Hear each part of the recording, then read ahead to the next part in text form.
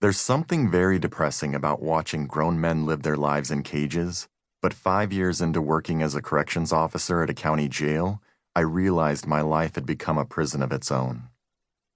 I remember driving to work, a miserable 2-hour commute each way, listening to the words of Pearl Jam's Sleight of Hand. Leaving the house at 4 a.m., the sun wasn't even out, and I knew when I left work at 7 p.m. that the sun would be long gone.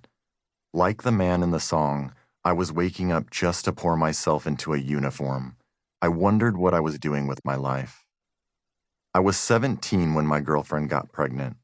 I finished high school early, got married, and got a real job because I thought that was what you were supposed to do. I rented apartments, bought a house, took on debt, and got credit cards because I thought that was what you were supposed to do.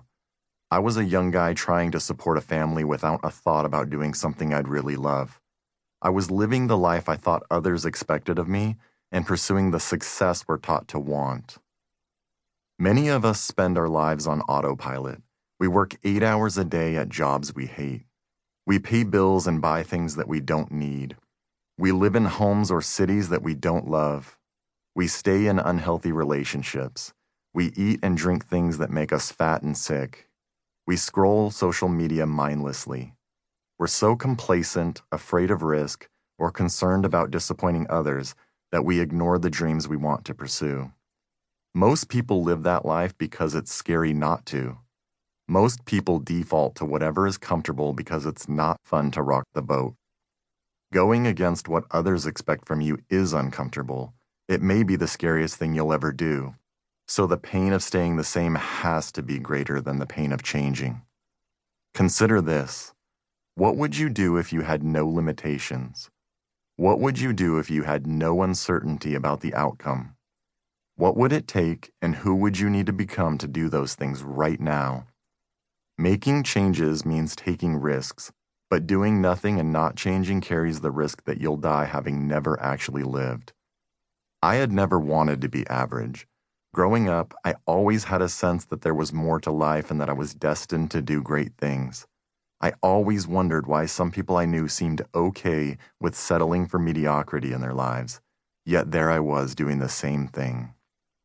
It's been said that the 2 best days of your life are the day you were born and the day you discover why. Turning 30 was my turning point. I thought, if I don't do something different with my life, then before I know it, I'm going to wake up at 40 and nothing will have changed. 10 more years of living someone else's life under someone else's rules. My 30th birthday was the day I figured out my why, even if I couldn't yet articulate it. I didn't want to become like Bronnie Ware's dying patients, who commonly said, as described in her book The Top 5 Regrets of the Dying, I wish I'd had the courage to live a life true to myself, not the life others expected of me. When I was 26, I realized I was not where I wanted to be, so I left the corrections officer job to pursue mortgage loans. But it wasn't until I was 30 that I started making changes in my life. That's when I went all in on finding out what my best version ever was. Since then, I've built a real estate company that has sold over $1 billion worth of homes and ranks in the top 10 in sales in California. I sold the company at a 7-figure valuation in the middle of a pandemic, and now I lead and coach hundreds of goal achievers all over the country. We tend to miss out on the present because we're obsessed with building the future others expect of us. If life is like a song, the tendency to build our lives for some distant future we may never see is like looking forward to that last note. Meanwhile, we miss the whole point. We're supposed to be dancing while the music plays. Success is being true to ourselves, continually becoming our best version ever, whatever that looks like. For some, this could be changing careers, focusing on health, setting relationship boundaries, or being a better parent. For some, this could be volunteering, traveling, and crossing off bucket list items. And for others, this could be as simple as surfing every day after work. I've learned that true success for me is becoming my best version ever in all aspects of life.